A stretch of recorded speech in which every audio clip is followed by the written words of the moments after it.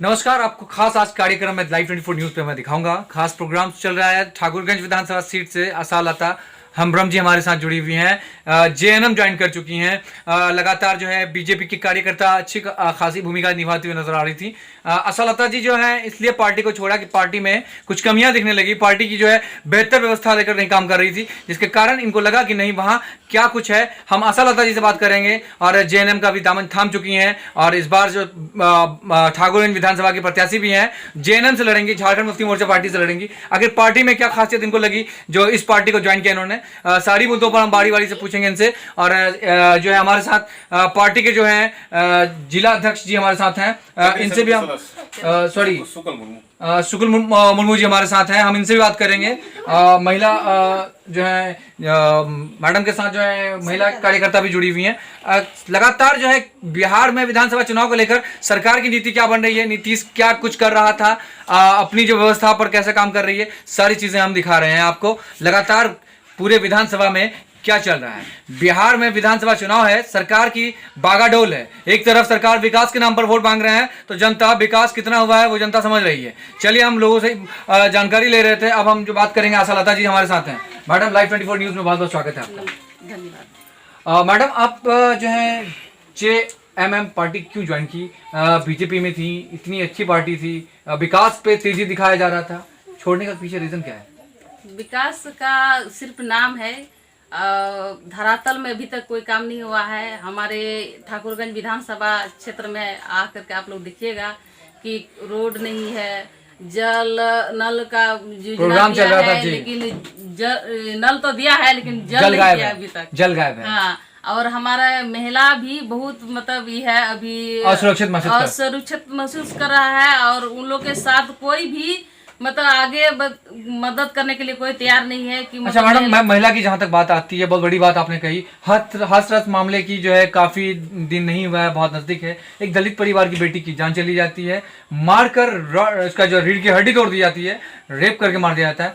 क्या यूपी में तो सरकार बीजेपी की है जी, वो लगातार उनकी तरफ से कहना है कि नहीं है कार्रवाई हो रही है, ये हो रही है। आखिर इस पार्टी में रह करके आप छोड़ के आ गई हैं जेएनएम में, क्या उम्मीद लगा रही हैं इस पार्टी से और उस पार्टी में क्या फर्क दिखा आपको? जब वहाँ पर उसके साथ में इतना दलित बेटी है, उसके साथ इतना बड़ा अत्याचार हो गया तो हमको ऐसा लगा कि हम लोग सेफ नहीं है महिला, और इसीलिए हम ठाकुरगंज विधानसभा से हम चाहते हैं कि उम्मीदवार के रूप में कि हम महिला का विकास करेंगे। और हम चाहते हैं कि हम लोग के यहाँ कोई विकास भी नहीं हो रहा है, तो इसलिए हम झारखंड मुक्ति मोर्चा का दामन थामे हैं कि हम उम्मीद करते हैं कि हम इसमें से हम विकास हमको धरातल में उतारने का काम करेंगे। जी मैडम, कितना उम्मीद है कि शिबू सोरेन जी इस पार्टी के मुख्य चीफ थे जो इस पार्टी को वो बेहतरीन ढंग से निभाए? बीच में सत्ता जो है किसी और दल के पास चली गई थी, अब फिर से आपको सब सत्ता वापस मिल चुका है, कितनी उम्मीद है कि जो बिहार में आप बेहतर व्यवस्था कर सकेंगे? एकदम होगा। अभी हम लोग झारखंड में आप देख रहे हैं कि वहाँ बीजेपी सरकार थी, फिर एकदम से एकदम एक बार में अभी हमारा क्या हेमंत सोरेन को मुख्यमंत्री बनाया गया है, तो आप सोच सकते हैं कि वहाँ पर जनता सब जागरूक हो चुके हैं। अभी यहाँ पर भी जागरूक होंगे और हम लोग यहाँ पर भी अपना सरकार बनाने का काम करेंगे। अच्छा मैडम, एक चीज बताइए कि लगातार कहा जा रहा है कुछ लोगों के द्वारा कि यहाँ बिहार में नीतीश सरकार के राज में बहुत ज्यादा विकास हुआ है। हालांकि चारों विधानसभा में कितना विकास हुआ है सब जनता देख रही है और मीडिया भी दिखाया बार बार। खास करके आपके क्षेत्र में जो विकास की बात जहां तक आती है, नौशाद साहब का कहना है कि हमने तेजी से काम किया है।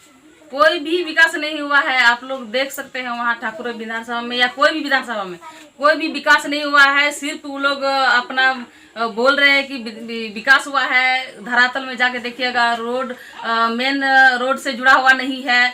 और इसके बाद हम लोग सिर्फ ठाकुरगंज का मेन रोड है जो कि ब्लॉक है, उसमें वहां पर रोड नहीं है। तो बाहर का क्या पहला मैनिफेस्टो क्या रहेगा? जीतेंगी जब यहाँ से जीत के आप असेंबली पहुंचेंगी, विधानसभा पहुंचेंगी, पहला मैनिफेस्टो क्या रहेगा? मतलब पहला आपका सिद्धांत क्या है कि जो मुझे ठाकुरगंज के लिए करना चाहिए वो क्या करेंगे? पहले सबसे पहले क्या करेंगे आप? विकास करना है। विकास में कैसा क्या काम करेंगे? सबसे पहले विकास हमको गरीब जितना भी मतलब अभी यहाँ पर मजदूर है, गरीब है, अभी किसान अभी आत्महत्या कर रहा है। हम सबसे एग्रीकल्चर में उसमें ध्यान देंगे। इसके बाद रोड है, बहुत सारे समस्याएं हैं, सबको आप लेके उठाएंगे असेंबली के अंदर? सबको लेके उठाएंगे और जनता का जो समस्या होगा वो पहला प्राथमिकता होगा। जी मैडम, ठाकुरगंज विधानसभा वासियों को क्या मैसेज देना चाहेंगे आप लाइव 24 न्यूज के माध्यम से? वहाँ के लोगों को क्या कहना चाहेंगे आप? हम वहाँ के इस बार हमको मौका दे और हम पर विश्वास करें। एक महिला आदिवासी वहाँ से खड़ा होने का एक दावा कर रहे हैं कि हम वहाँ से मतलब हम अच्छा विकास कर सकते हैं, अच्छा कार्य कर सकते हैं। तो हम पर एक बार विश्वास करके वो लोग जनता हमको देखेंगे और हम धरातल में विकास को उतारने का काम करेंगे। बहुत बहुत शुक्रिया मैम, आपने कॉन्फिडेंस से इंटरव्यू दिया। चलिए हम पार्टी के जो नेता हैं इनसे ही हम बात कर लेते हैं। सुनील मुर्मू जी, देखिए लगातार कहा जा रहा है कि झारखंड मुक्ति मोर्चा जब से वहाँ पे झारखंड में सरकार बनाई है कुछ बदलाव दिख रहा है। किस एजेंडे से दिखा जाए बदलाव हुआ है और आपकी ओर से क्या पहल हो रही है किशनगंज के लिए? देखिए, सबसे बड़ी चीज़ है कि झारखंड में जो बात है, झारखंड की बात है कि झारखंड में देखिए आप 5 साल जो आपको रघुवर सरकार बीजेपी सरकार रहा, वहाँ के जो आदिवासी समाज, दलित समाज का जो हाल हुआ, जैसे पत्थलगढ़ी मामला को लीजिए या फिर जो है CMT SPT को मामला को लीजिए या फिर जो है जैसे आपको जो है अडानी पावर प्लांट जो बना, जो आदिवासियों का ज़मीन पर उसको जो ज़मीन के बदले में मुआवजा देना था वो भी नहीं मिल पाया। दलाल लोग का जो है वो पैसा खा गए। बहुत तरह तरह का मतलब वो हौकमारी हुआ। जो आज झारखंड में जब JMM सरकार आया तो आज झारखंड के निवासी जो है बहुत खुश हैं। आप मिसाल लीजिएगा कि देखिए कि झारखंड के मजदूर सबको जो है झारखंड के अभी वर्तमान सरकार जो है वो हवाई जहाज से लेके आ रहे हैं और बिहार सरकार जो है यहाँ बिहार सरकार जो है खास करके बिहार के मजदूरों को जो है वो लाने के लिए उसको ट्रेन से बहुत से क्षमता नहीं, पैसा नहीं, बोले वो पैदल आ रहा है मजदूर जो है बिहार। और लाठी चार्ज भी करवाया गया था पुलिस का मार से कितनों लोगों का जो है घायल हुआ, जान चला गया। ये सभी के नजर में ये सब जानता है। सेंट्रल में बीजेपी सरकार कर रही है कि दलितों के लिए बेहतर व्यवस्था कर रहे हैं? देखिए, सेंट्रल में दलितों के लिए जो बहुत बेहतर कर रहे हैं वर्तमान जो केंद्र सरकार का जो कहना है, लेकिन हमारे समझ से कि खास करके वर्तमान केंद्र सरकार बीजेपी सरकार खास करके हाँ विकास किया है बड़े लोगों का, खास करके गरीबों का कोई विकास नहीं किया है। खास करके SC ST दलित दबे कुचले लोगों का। शुक्ला जी, आपको पता है आप कह रहे हैं बड़े लोगों का विकास हुआ है, आखिर वो तो कह रहे हैं गरीबों का विकास हुआ है, सबका विकास सबका साथ कह रहे हैं। देखिए, वो कहा दे अलग चीज़ है। हम लोग जमीन में रहते हैं, जमीनी हकीकत से हम लोग अवगत हैं। आपको हम मिसाल देते हैं, आदिवासी गांव में घुसिए कि जो है शौचालय जो बना है स्वच्छ, अब गिरा पूरा टूटा फूटा पड़ा हुआ, उसमें यूज नहीं हो रहा है। सरकार एक तरह से केंद्र सरकार बोल रहा है हम करोड़ों जो है स्वच्छता मिशन पे खर्च कर रहे हैं हाँ। लेकिन गांव में देखिए कि हमको लगता है कि जो है आपको जो है 60% जो है यूज नहीं हो रहा है। सीधा आप कुल मिला करके ये कहना चाह रहे हैं कि सरकार सिर्फ खाना पूर्ति कर रही है? हाँ, सरकार सिर्फ खाना पूर्ति कर रहे हैं और जो है गरीबों के हित के लिए नहीं है सरकार। वो सिर्फ बड़े बड़े लोगों के लिए है, बड़े बड़े उद्योगपति के लिए है। बस ये सरकार का जो रवैया है सारे लोग जानता है, हम लोग जानते हैं, सब जानता है। अच्छा, चलिए लास्ट किशनगंज के सभी विधानसभा सीट के वासियों को क्या कहना चाहेंगे आप? पार्टी के एक बड़े तत्व के तौर पर आप तैनात हैं यहाँ पे। हम किशनगंज वासियों को यही कहना चाहेंगे कि खास करके बिहार में करके किशनगंज से लेकर के पूरा बिहार का हम मैसेज ये देना चाहेंगे कि बिहार में सभी पार्टी को देख चुका जनता ने।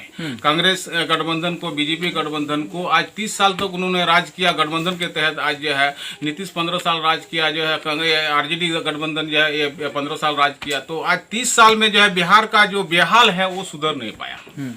इसलिए हमको लगता है कि बिहार का जो बेहाल है उसको सुधार सकता है सिर्फ झारखंड मुक्ति मोर्चा। इसके अलावा और कोई पार्टी नहीं कर सकता है, जो हमारा जो मानना है और जो दिखाई दे रहा है। जी, चलिए बहुत बहुत शुक्रिया। लगातार जो है हम लाइव 24 न्यूज पर कई ऐसे दिग्गजों का इंटरव्यू इन हासिल। मैडम देखिए, लगातार हाथरस मामले के बाद जो है पूरे देश में एक घमासान माहौल चल रहा है। लोगों का कहना है कि बेटियों को इंसाफ नहीं मिल रही है। सबसे पहले तो मैं ये 24 को धन्यवाद देना चाहती हूँ कि मैं ठाकुरगंज 1 नंबर वार्ड से मैं हूँ, आशालता हेम्ब्रम के साथ में हूँ।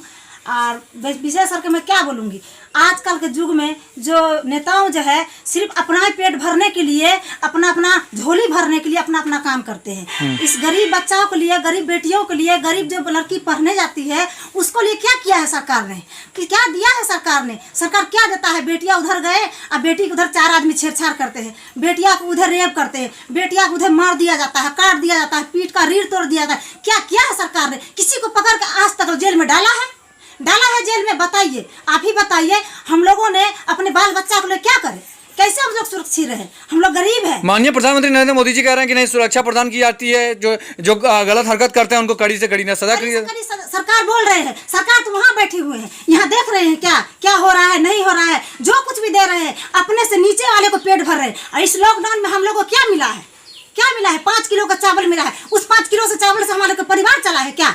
हम लोग भूखे मरे हैं। क्या दिया है सरकार ने?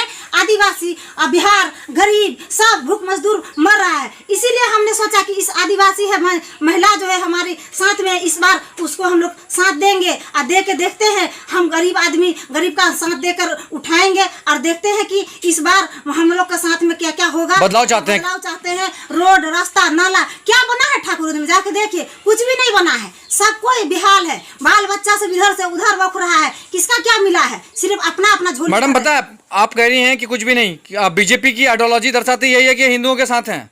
हिंदुओं के साथ है, मुसलमानों के साथ है। हमें हिंदू मुसलमान का पक्षपात नहीं करना है। हमें सिर्फ एकता होकर हमें वोट लड़ना है, वोट के पार में हमको खड़ा होना है। चलिए, बहुत बहुत शुक्रिया मैडम।